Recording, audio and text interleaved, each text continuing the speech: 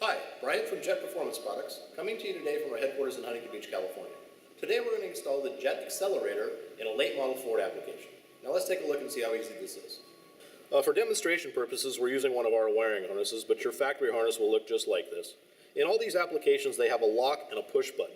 Yours may not be identical to this, but it'll be similar. Slide the lock back, push the button down to disconnect the connector. Don't just yank on it, you'll pull the wires out or you'll break the connector itself. Now you're going to install the JET Y harness in between your harness and your factory pedal. Plug the connector in, push the lock down, plug the other side of the Y harness into your factory connector, push the lock down. We're going to now install the JET Xcelerator itself. There's two connectors on it, one for the Y harness, one for the controller. Plug that into the accelerator itself.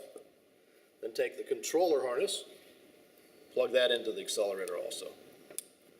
That's it, the installation, and that's all there is to it. Run your wire for your controller so it's not in your way. Tuck the JET Xcelerator up under the dashboard. The controller allows you to change settings. You have multiple performance settings, valet mode, and a security mode. Thanks for watching today. Follow us on Facebook and Instagram at jetchip.com.